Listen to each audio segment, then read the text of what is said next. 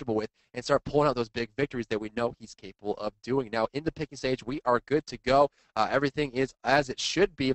C9, left side of your screen, Torch to the right side of your screen. Everything is starting up. Freya banned as expected. Vomana needs to be removed here. The question is, do they remove Bakasura? Do they go down? Oh, they're going to go with Geb. So it looks like Geb's going to be the first ban here. Half Devil doesn't really have a preference towards Geb. Seems like he's really preferring Sobek or Sun Wukong, but that's going to be gone. It's got to be Baby. Than or Baby. Either way, they're going to be in trouble here because it's going to get first pick. So Than or Baby. Choose your poison. You can counter Thanatos. What do you do when Baby gets fed? You can't peel a sprinted giant baby. He is a very large baby. He finds what he wants and he goes after it. I mean, you just baby. That's it. It's banned out. So now Xaylia first pick here for C9. They have a lot of things they can do here, and I think C9 is going to play the safe. Okay, yep, there's a very safe pick, and they're going to see what Torch does. I have a theory that Half Devil knows Sun Wukong, and I don't think that Cloud9 has a lot of faith in his other supports because they're first picking Sun Wukong over a lot of other picks, and I know they're not really afraid of Emilito Sun Wukong, even though it's incredible. I want to see Emilito pick Bacchus. Every time he picks Bacchus, he blows me away. He's so good at that character, and it's far and away his best character. We'll see if it goes down that road this time. And you may be right. You know, you sub in someone new you don't play with as much. He says, hey, I'm killer with Sun Wukong. Give it to him. And with the God pull that they have on C9, they're not really all that scared. Chalk picked up again, although it didn't do enough last game. Bakasura maybe picked in response again, regardless of where Chalk goes. I mean, we know that Xaylia is comfortable playing Bakasura against those tanky characters in the solo lane. Tier, we've seen him go through Tier, we've seen him go through chang'e, we've seen him go through Chalk very easily. Half Devil and Suntouch now to select for C9. They need, that Raw actually looks like it might be hovered on here for C9, most likely going to Xaylia up against Chalk. He's going to be pretty safe in doing so. Odin hovered on as well. It might be a mid-lane pickup. It seems like we have a pattern Odin here. Than. Is this I thought Odin Than was going to come out. There's the Bacchus. Bam. Is Sayo grabbing Odin in response to chang'e? This is the second time he's done this. I mean, it seems like a pretty hard counter. You lock him in that cage, he can't stun you, he can't peel you, he can't run away from you. He can activate Recall Demons to try to burn you, but you're so tanky with the protections given to you from Gungnir's Might and the protections given to you from Ring of Spears, not to mention the passive HP 5 that he gets. It seems strong. Well, I mean, chang'e not the best of mages to trap in there, but again, you're exactly right. Also lowest burst of the mages. So Odin really is not afraid of anything chang'e is going to do to him, although he's one of the harder mages to kill. So maybe Sayo is, very comfortable with the Odin chang'e matchup, just picks it up, locks it in, Bastet going in, and it looks like that's going to be Suntouch's jungle here. So we're going to see Bastet up against, again, a very tanky lineup. Bacchus, chang'e, Chalk, and Thor. Artemis didn't hit home. Don't pick Artemis. There's going to be the On Her. We know Funball loves On Her. He's so good at that character. And Bacchus, On Her, very strong. I would like to see them lock this in. This is a good lineup here for Torch. Yeah, I mean, I'm digging it. Hyrox's going to get Chalk again, which has done very well in the past. Bastet likely go into jungle. What? Do you think there was something here that has deterred him from... Kronos. They're going 3 magic, 2 physical, Thor jungle, Kronos Bacchus left side. So they're going to try and replace what we've seen in NA a couple times, that Freya Hunter role with Kronos. Now, this actually makes a lot of sense. Kronos is a character who has a significantly weak early game, but scales so well into late game. He is devastating in damage output, and this is going to guarantee that he makes it there. He also has the rewind from those rotations. It may work. This looks good. I think both sides actually look really good, but Kronos late game, if he can get big, it's dangerous. I mean, if any hunter doesn't want to fight Kronos, it's going to be Neith. No CC immunity, no way to break that. Going to be forced into beads early. Extremely obvious where she lands. If she backflips, she's going to take a time rift or a stop time guaranteed. And if she does manage to burst him down, he has rewind. Oh, absolutely. I mean, he's so safe, and that's going to make a big difference. And we've seen Kronos when he gets to late game. And Kronos is kind of a character that has, I guess, fallen out of the limelight right now, but still is very, very powerful. Like mentioned, when you put him in the solo lane, his early game is weak, and that's really what gets abused the most. But he still is late game one of the hardest hitting mages in the game. I mean, his, like you said, time rift hits like a truck. Basic attacks are very strong, and he's highly mobile. And if you jump on him, he rewinds. And so he has that going for him, keeps him very safe. And honestly, if you're going to put him in the hunter-type meta, the hunter-type archetype, that's going to be one of the safest ways to keep yourself alive. You compare it to Disperse from On Her or the Dash from Cupid. Rewind's pretty darn strong at keeping yourself out of danger when you need it. So we'll see if that works out for Torch here, and that's it kind of has to if they want to push it to Game 3 and try to take their first place win, which would be important for their seeding points. 100 points here for Torch would be huge. We're going to cut to a brief break. Make sure you're tweeting out to @SMITEPro with hashtag C9 or hashtag TOR on who you want to win this match. Do you want to see Game 3 or do you want to see a 2-0 victory for C9? Let us know. Stick around. We'll be right back.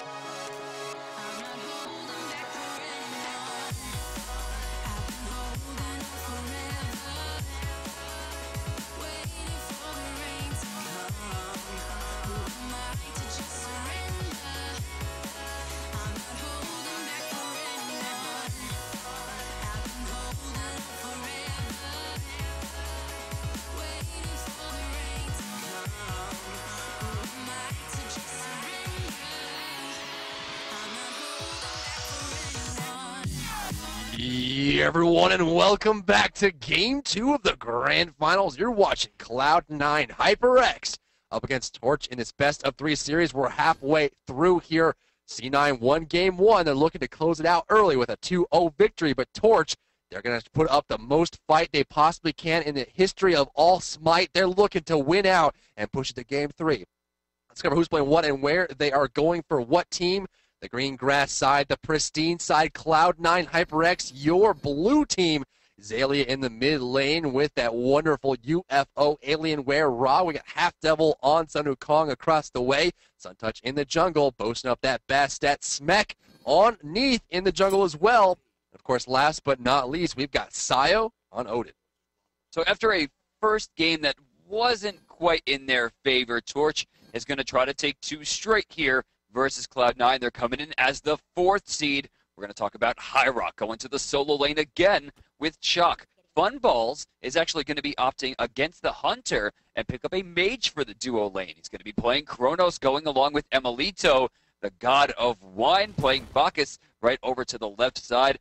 Spoo going to go to the mid lane once again with chang'e. And finally, Shadow Nightmare has gotten himself the god of thunder, Thor. Looks like we're going to have Funball in the Hunter role with Kronos this time around, and do have a physical jungler and a physical solo, so that does balance out quite well. Shadow Nightmare uses Hog on the Harpy camp, and that's going to slow down his return to the solo lane, surprisingly enough. And Basted's going to have the opportunity. There's no Hand of Gods available. They leash the movement speed buff, and he jumps right back over. Not only do they have to use their Hand of Gods from Hi-Rez on the movement speed, that means they're going to have to skip this blue if they want to make it to the lane in time. Neither of them have that 90-second cooldown back up yet. Walking right by that blue. Zillion Suntouch pushing it up. Yeah, they might even go for the rush down here. Remember, guys, this week, Hand of the Gods took a pretty big hit, went from a 60-second cooldown up to a 90-second cooldown at rank 1. So both of them are going to be hurting, at least for the next 45. You know, it's strange to see Shadow Nightmare use that Hand of the Gods there. Blue buff Suntouch almost took there. that by accident. That would have been really bad. Stand still. Looks like they didn't. Of course, Suntouch went aggressive there. Means that he didn't get his own buff, that damage buff there. That is available. Funball using that on the left side, using that time rift, time stop combination. Gets some good harassment off. Half Devil coming through as well. Funball dropping low in the mana department. There goes a harassment from the Ryu Jingu Bang, stunning out Emilito with that transformation. Thor's already making his way into the mid lane, looking to put some harassment here on Sayo, but again, it is Odin. He's looking for something here, but, I mean, honestly, what can he really do with this one?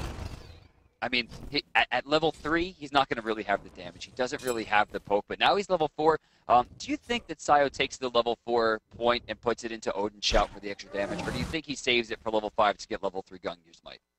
You know, at this point, it may just be the Gungnir's Might, because not only does it allow him to push, and the push is so heavily important in the mid lane, but also allows him to control some of these fights by bursting it down. And, you know, we could try and sit and look to see which one he puts it into. But at this point, I think he just goes for the Gungnir's Might and skips for now. We'll see if he actually uses the Odin Shout, but that is my intuition. Right side, Ra going to slow down Hi-Rez. The Torrent had already been used. The slow comes down on top. Hi-Rez taking massive damage from the minions. Force back, hits level 5. There's the Rain Dance. Has Storm Call if he needs it, but level 5 is up on Zayla. Snipe time may be that time right now. Mid camp stolen away, and they're going to get out.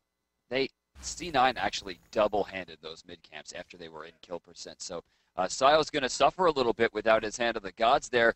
Whether it was miscommunication or a misplay on someone's part, it's going to hurt them. Left lane, Emilito hitting level 4. Half Devil still sitting level 3 right now. Actually, just manages to get his well, but Funball is level 5, and he's looking like he's ready to dive. Rewind available. Nice time ripped as well. Going to get some more damage onto Smek. Right lane, Hi-Rez continues to be pushed under his tower, though a lot of his health has returned. At the 3-minute mark, very few buffs are available. In fact, the only camp that's really able to be taken at this point is the small camp on bottom side and the speed buff, which is yet to be taken.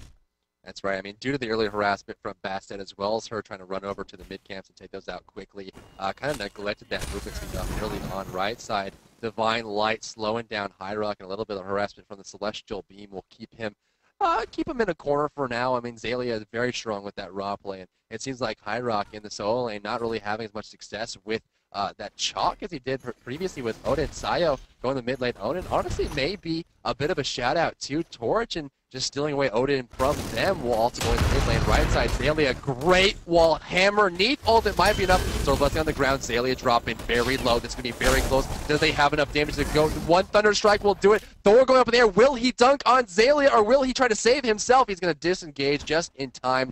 Of course, Rod not in time to be able to shoot out that snipe, take him down. Mid lane, Emilito and Smooth trying to kill Sayo. It's tough though. There's the wine right there. He slams the jug down. He's drunkenly just stumbling around, but Half Devil shows up here. Master's Will only going to hit Spoo, who is now out of mana. Emilito doesn't really have a lot there. Lunge, level 1, going to hit for at least 120 right there. Big hits, no kills, but we do see First Blood going down on the right side again for Cloud9. I like that position there for Sayo. I mean, he looked and saw, I'm low.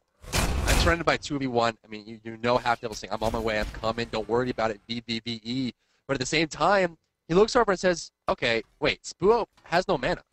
He has no harassment, no damage output after this, so I'm going to jump in and use my escape, get some harassment off, and look for something. You saw Half Devil do the best he could to try and move around Spoo to stun out Emilito in that situation, but of course gets body blocked out. That transformation ended up stunning Spoo instead, and it split the damage enough for them to be able to control it. But at this point, C9 First Blood, 1,600 gold in their favor, 1,800 experience. Movement speed just got cleared out by Shadow Nightmare in the jungle. Left side, some harassment coming down on Emilito as Half Devil and Emilito go head-to-head. Funball zoning out Neath in the meantime. Jingle Bang coming down as well. You know, this left lane seems pretty safe on both ends. Oh, look at this, though. Somersault Cloud's going to raid down. Sun Touch inside. Funball's going to be in trouble. He has to rewind. Oh. He doesn't get it in time under the tower right now. Emilito actually goes down to SMITE as they try to rush for it.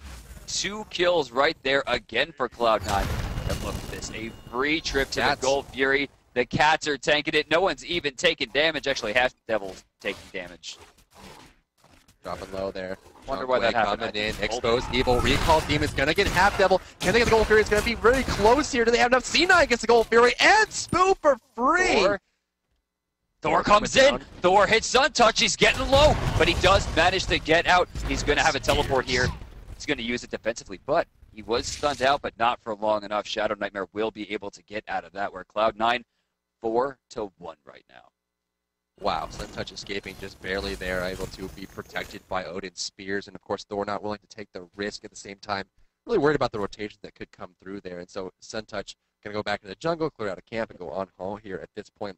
Heartseeker started up for Sun Touch, going to get some huge damage increase as well as increasing the Cats. We saw a free Gold Fury go to C9 as well as a kill. A big jump, that disjoint graph jump there. You can see already up to 3,500 gold, making a big difference for C9 early on here. 4-1, 6.5 minutes into this match. I mean, they're getting a good start yet again. They had a great start last game. They're 4-1 right now, and they're playing the farm game very, very well. They should be up about 900 to 1,000. But given the way that they've been playing, they're actually up 3,500 Dry Bear. They're really pushing every advantage. And Sun Touch has really taken to this jungle role today. Level 9 already. You see him type the solo laner. He has 3 kills, playing Bastet again for the second time today on stream. And he's really found his voice with it. Half Devil, though, in some trouble here. Going to be forced up. He does manage to get up. Will they try to turn this around? Funballs could be in some trouble here, but he does have rewind available to him. Jumping back down. Half Devil's there just to help clear the wave. Meets with a time rift on the ground as soon as he lands down. Funball sending a message here, trying to get aggressive. Does still have rewind if he wants to get out of this one. Neath ultimate coming down, but of course no rotations to boot. Mid lane, Sayo pushing Spoo back into corner. Spoo seems to be having a lot of trouble with this Chang'e Odin matchup. Sayo scaling so quickly. In fact, they're 1,000 gold apart right now. Right side of Pyro gonna go down. Neath ultimate coming out. I like Sun Touch here. He is backing off perfectly, knowing that if the Torrent teleport comes out, he's going to be able to react to it perfectly. Neath ultimate coming out, that's guaranteed. Beautiful positioning there, guaranteeing the kill, and they're going to get it. Hi-Rez goes down the right lane yet again, playing as one of his best characters, if not his best character, Chalk. That's right, it's a character that had been banned out a lot, but they're seemingly unafraid. They're allowing him to get it repeatedly. You see the Stone of Gaia Heartseeker has been started up there, and it's really not enough to stop the push coming out from Zalia or the ganks coming out from Sun Touch. I mean, as of right now, you can see he's sitting 0-2-0, has been completely shut down, and with 86 gold in hand, I don't see that Heartseeker getting finished anytime soon. Sun Touch gets out of dodge there as the harassment comes through in the jungle. Chang'e pushing up in the mid lane, looking at some damage on the tower, but Sayo and Half Devil grouping up is going to be proving to be too difficult for them right now. Spoo finish off his penetration boost. Shoes of the Magi complete now. A lot of wards in the inventory here for C9. In fact, 3 in the inventory for Zalia here, keeping complete vision in the solo lane. And every single time Hi-Rez goes down, he gets a little bit of damage on that tower, and soon that's going to go down here. We're going to see in the jungle, Shadow Nightmare making his way over to the right side lane, trying to harass out on Zalia. Do they have enough? A perfect wall is all they need, but if it's on the wrong side, he'll be able to escape. Good wall protection there. No hold that he had. Storm Call gonna land. The silence is going to be there for 3 seconds. It's about to fall off. There's the Thunderstrike Torrent combination, but Zalia, since it's double physical, Breastplate of Valor is so valuable. No. 25% cooldown reduction a mess of mana. I think 550 at max. Yes, it does. And 75 physical protection. Oh, look at the World Weaver getting blocked by Shadow in the back. And they do manage to take down Sun Touch. That should have been a kill onto Hi-Rez, but a missed World Weaver by kind of the skin of his teeth. I don't know if he meant to do that or if he accidentally did that. Either way, it's going to work out. Torch is going to find his second kill of the game. Finally trying to make something happen, but still 3,400 gold separate the two teams. Sayo here getting greedy, going for the speed. He's jumping in here. He's not afraid at all. He's looking for Shadow Nightmare. He's working his way back over towards the speed buff. He is not letting this one go. He's jumping in there. He does manage to take it. Gungnir Smite is up, and he's going to be able to do it. One shot. He's not able to get it. He puts down the Ring of Spears, and he starts laying waste. How long can Thor hold out up there? Where will he go? He's looking to jump back down here. There's the lunge, the damage on the Spoo again. Thor actually does manage to retreat here as Hi-Rez rotates over. They're going to find Sayo. Actually, look at the healing come through. He's trying to find a way out of this. How long until it comes up, Driver? Junking down, lunge is going to land on top of a Thunder Strike. Searing Pain comes through, but it's not going to be able to finish off Hi-Rez there in the jungle. Backing off, Emilito gets low as well. The support from Xaylia was enough to buy time, but Sayo just did not get out. And honestly, you got to know in their voice communication software, they're screaming, get out, we got what we needed, get out. And Sayo going too deep there, being picked off. And honestly, he had the opportunity to literally just walk away because he's so tanky, but gets caught out there. The healing. Speed buff was on the ground, Driver. If he had just picked it up, that 10% attack speed might have been what he needed. Xaylia, Berserker Barrage coming out. Neath ultimate might buy some time. Does he turn around for the kill? And kills off Emilito. Shadow Nightmare has to play this. Shadow Nightmare has to play this perfectly. He's looking for the shot. Shadow Nightmare doesn't get the hit. Xaylia survives, and C9 gets a kill.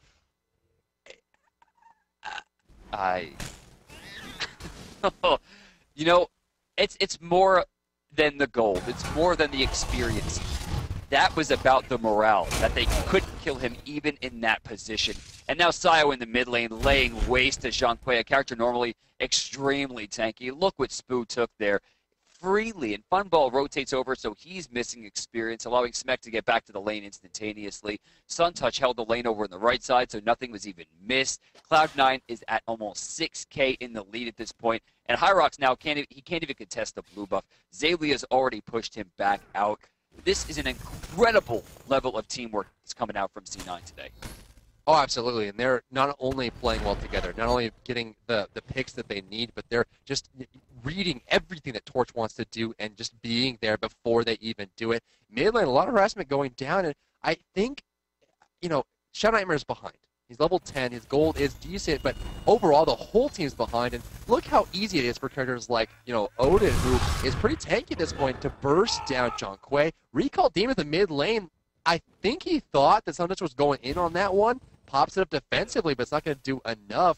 Right side, we see Xaylia going hard here on Hi-Rez, forcing him away. Searing Pain maybe popped up, and honestly, when you have Shoes of Focus and you have Breastplate of Valor, you can snipe as many times as you want. That cooldown is so very short. I believe it's 30 seconds capped out on CDR. It's an amazingly short cooldown, and Xaylia just going to start shooting these out. Hi-Rez taking some harassment. He's just throwing basic attacks. He is. He's getting a lot of damage done, too. The morale on Torch right now is super low. They're misclicking ults. They're unable to keep towers from getting pushed on, and they're constantly too late to the mid camps. Cloud9 just has control of everything. They need kind of a revitalization on Torch. Someone has to reignite the flame to get them out of this darkness. Right now, the World Weaver is going to hit. He was way too soon there. Cats are out as well. They take the tower on the right side. Dry Bear, this is just too much.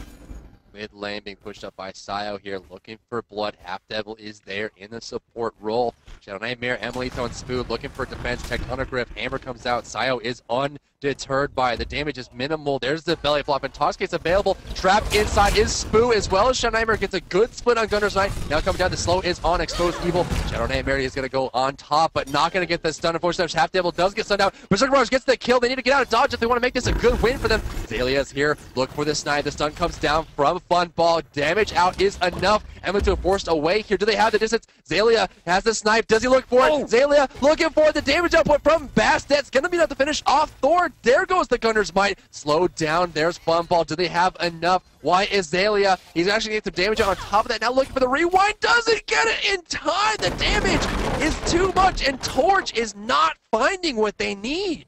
For, to be the god of time, it really doesn't seem like it's on Kronos' side this game. 2 times now, we have seen Rewind get completely stuffed, and now 11-4 with 8,800 gold to their name. C9 has a demanding lead, and more importantly, map control, as 1 minute and 30 seconds dictates the Gold Fury respawn. That's going to allow C9 to control this entire area. Check out half-time right now. Getting the ward coverage ready for the push. Right side, Sayo again locks Spoo into what might be certain death. Spoo again forced to use Recall Demons. There is the World Weaver as well, getting a stun off. Sayo's taking some damage, but he jumps over the back end. Look at the push! Cutting down. Shadow Nightmare does not have a teleport out for a few more seconds. He's just trying to get out of there. The pounce is going to be good. Time stop nowhere near it. Sayo will go down, however, but that was a 2-for-1.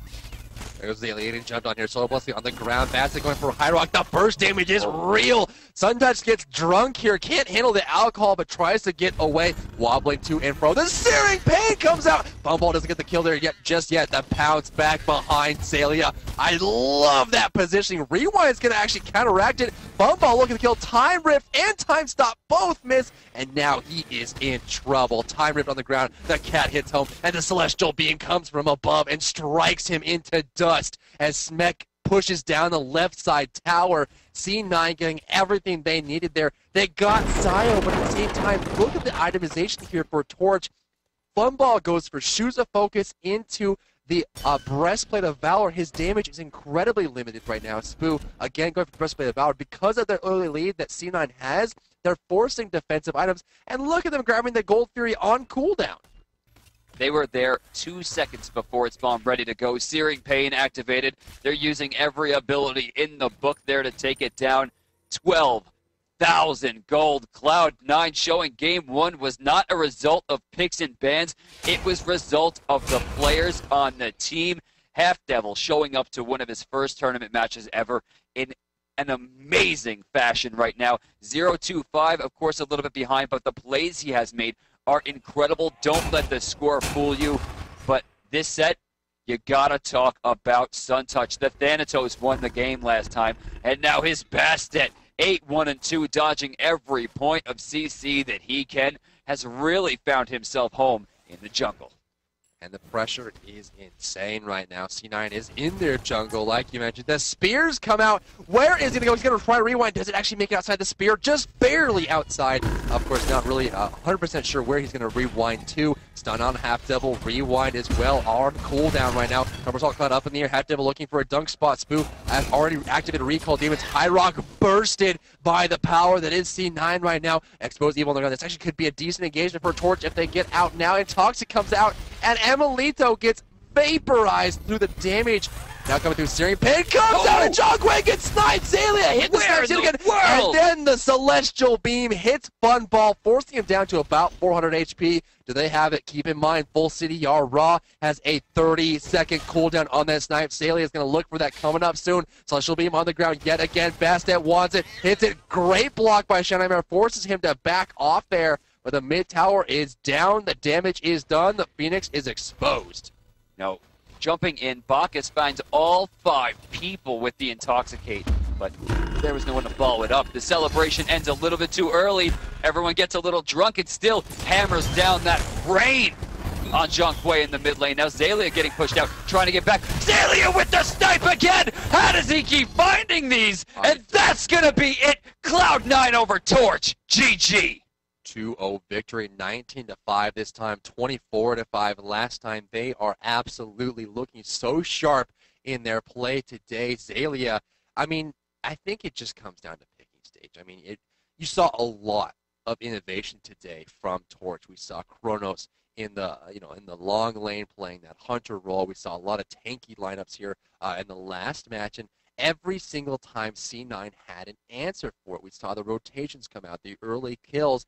And, credit goes to SunTouch and Half Devil today for stepping up and filling the shoes, and big shoes to say the least. SunTouch, a powerful support player, going to fill it up. So they're going to have that being picked up as well. And, of course, in the mid lane, Sio grabbing up Odin. I'm glad to see so many new characters, but I think that C9 was more comfortable expanding their god pool than Torch was here. Shadow Nightmare, I mean, in the first match, played Freya jungle, dominant. We saw him in the semifinals, played so well. They beat out TSM, so, conquering a team like Team Solo Mid for Torch, that's no small feat. But when they go in the grand finals, they continue to try and innovate with their plays, and then they weren't as comfortable. And I think with their roster swap up, with their role swap up, it made a big difference, but they need to be able to play characters that they're practiced with. Otherwise, they're just going to fall apart in front of C9. Man, that was destruction. Cloud9, I think, is tired of being second seed. And after that game, they don't have to be tired anymore. That should put them over the threshold. In fact, they do 460 points. Cloud9 HyperX is now once again your first seed. Now, we've seen this swap a few times. I think this is the second time, right? DM. Team Solo Mid got 4th today. Team Q beat them in the bronze match, taking 3rd place. Team Q will be receiving 40 points. TSM gets 25. So TSM now moves up to 425 points, putting them 35 points behind Cloud9 when the tournament is over. They didn't get 1st. They didn't get 2nd. They didn't get 3rd. They got 4th today. Team Q coming out strong. Torch actually is only 5 points ahead of Team Q right now, which is interesting because if in Week 7 Torch Team Q outplaces Torch, for the first time I think we might see Team Q fighting off against Team Solo Mid and Torch fighting off against Cloud9 in the semifinals as opposed to the finals. Yeah, it's been kind of that way. We've had the same teams in the semifinals every single week for 6 weeks in a row. And it's been mixed up. I mean, the first 3 weeks were TSM C9 all the way through, and then all of a sudden Torch and Team Q coming out strong, taking down these big contenders and showing that they are worthy. And the seeding points are now getting jumbled up again. So now we're going to see an interesting engagement here in EU, whereas we know that C9 is locked in for the 100K, a TSM on the same boat as well. Team Q and Torch, they're looking like they want to solidify themselves on top of everything else. And I'm just excited to see a lot of things. Now, of course, Week 6, Nemesis is going to be unlocked in 2 weeks. Going to be able to be used, and we'll see how things change. And every patch going towards, and there's a lot of things that are happening in tandem right now. We know that we're heading towards the release, so there's a polish going over the game. Things are changed. The response times and recover times are being adjusted. Animations are being changed. Items are being introduced, removed, adjusted.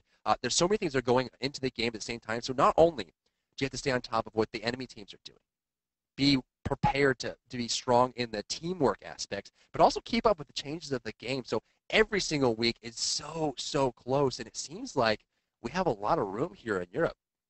Well, as the seeding points stand right now, overall, Cognitive still maintains the first seed worldwide at 600 points. Second billing going to go to Cloud9, HyperX at 460. Third to Team Solo Mid, 425. And then over to Team Dignitas back in NA at 300. That's going to round out the top 4. Of course, at that, we have SMITE, Torch, Team Q, and Denial Esports rounding out the top 8. But there are still 2 weeks left of play. Clash and Slash still only 40 points behind. And this week, I really wish we would have saw it down to Frag get in here a little bit sooner. If they had gotten maybe 2 or 3 more weeks in, they could have really been in the running. But with 25 points, they need a win. They really do. The victories are so important here, and it's so hard because with only 8 weeks to compete, you have to start from the beginning, and you have to be aggressive. We know there's a lot of lower seed teams. They're sitting between 30 to 50 seeding points. They've been building it up every week by getting 5th through 8th, and they just need some big wins right now. And with this victory here for Team Q getting 3rd place, they're going to be shooting up in that seeding chart. So, it all comes down to how these last 2 weeks go. Week 7, Week 8 are going to be weeks that you got to watch. We know the new teams are coming out, and everything's going to go down here at the end of March. You got to pay attention. I mean, there's so much going on here, and these teams are fighting tooth and nail for that slot. They got to get it, COG's sitting pretty, but there are people that are coming for that throne, and they're coming, teeth bared and swords barred at this point. And they got to be careful about, if they get too lax or they relax too much themselves, it's going to be tough for them to just kind of get put off balance by how much these teams are practicing and how much they want it. I mean, you can feel the energy. And not only that, we saw double bruiser long lane. We saw Odin mid. We saw, Emir, Kronos in the hunter role. I mean, we see people rotating roles themselves, subs being used today, and people still fighting so hard. This is why you watch SMITE Esports. So, guys, if you do support esports, make sure to log on into SMITE if you're not already a SMITE player, SMITEgame.com. Play for free. It's everything you love about MOBAs and everything you love about 3D combat, especially with the Pantheons. The plethora of characters is amazing. But if you do support the esports scenes, make sure to grab yourself some gems and pick up that pool-sided skin, only available for a few more weeks. For every sale of that skin, we're going to add $5 to the pot of the SMITE Launch Invitational happening at the end of March in Atlanta, Georgia. The top 8 teams, of course, on the path to the 100K will be sent out, of course, to Atlanta to compete for that money. So we're already at 159,000, Dry Bear.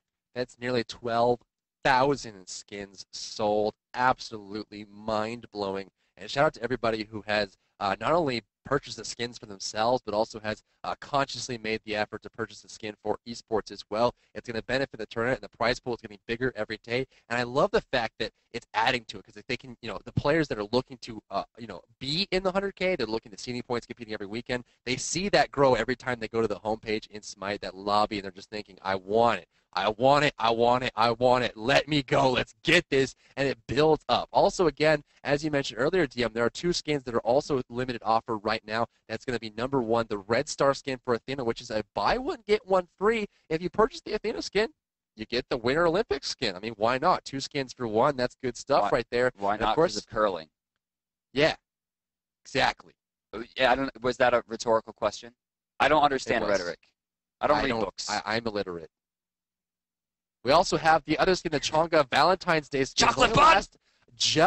Actually, I believe it's right at the 15th, so about 6 more days 19th. left. 19th. I thought it was. 19th. Oh, so it was pushed back.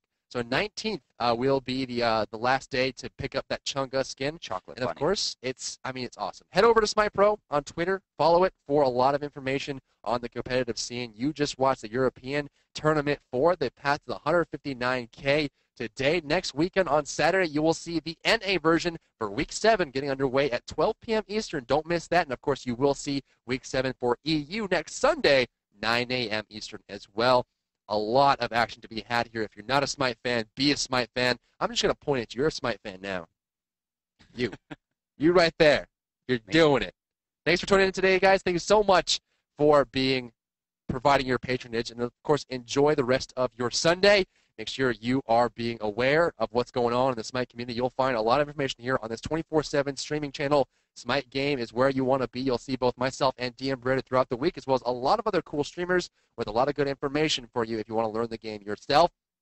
For everyone here, production, admins, moderators, myself, and DM Brandon, we'll catch you later. Have a good night.